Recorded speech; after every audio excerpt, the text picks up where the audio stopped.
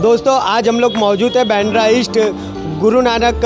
Hospital near by और hallmark के opposite में, जहाँ पर एक रेस्टोरेंट ओपन हुआ है जिसका नाम है BFC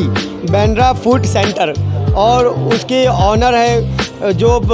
किसी तारीफ़ की मोहताज नहीं, अल्लाह ने उनको खुद ही बहुत ज़्यादा रुतबे पे फैज़ है, और ख़ास तौर पे वो NCP की मुंबई अध्यक्ष है जिसको सभी जानते हैं। दिव्यानी मैडम के साथ में मौजूद है, और दिव्यानी मैडम जिस तरह से काम करते हैं और सबको उनका काम नज़र आता है, तो उसी तरीके से आज मैडम ने एक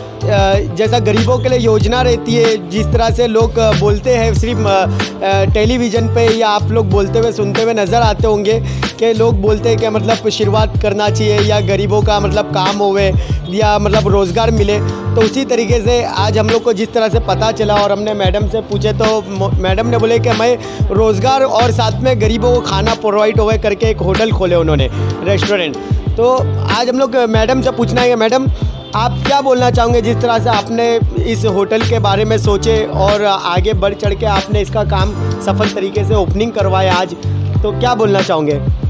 आज इसका ख़त्म हुआ ना? हाँ, ओके। नमस्ते, मैं दिव्यानी बेंद्रे, चित्रपट कला साहित्य संस्कृति की मुंबई अध्यक्षा। आज आप लोगों से मिलकर बहुत खुशी होगी। अजीज़ साहब, आपने मुझे बोलने के पहले आपने सब मेरा रास्ता खुला कर दिया, क्योंकि हम बताते हैं, हम दिखाते हैं, हम समझाते हैं, तो वैसा नहीं है। आज हम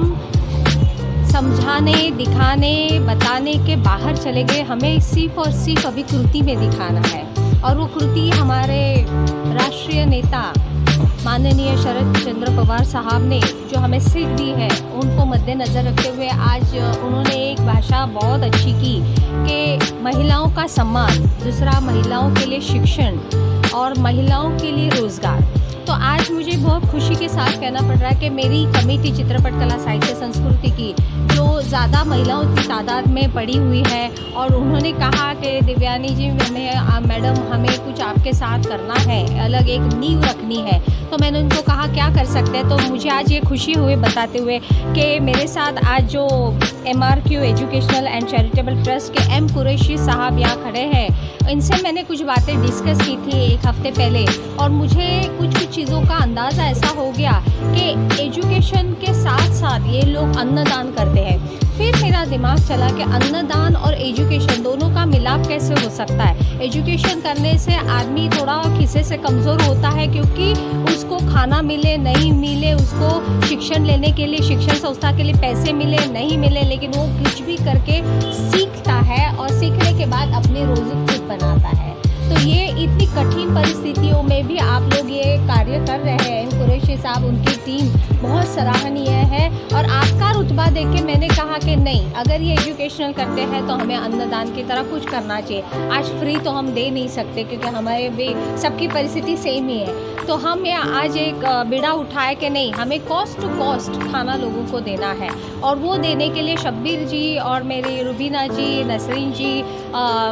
दिनेश जी, रमीला जी और नसरीन जी और बहुत सारी मेरी महिलाओं ने तादाद के साथ कहा कि मैडम हम आपके साथ खड़े हैं, कुछ भी कम पड़ा तो हमें बता दीजिए। और एजुकेशन के साथ साथ मैं आपके साथ अन्नदान के हिसाब से ही ये होटल खोली हूँ। BFC है, यानी बांद्रा फूड कॉर्नर, और शब्बीर साहब ने इसका मुझे सपोर्ट किया है, इसके लिए मैं उनका भी शुक्र अदा करती हूँ। और इसके साथ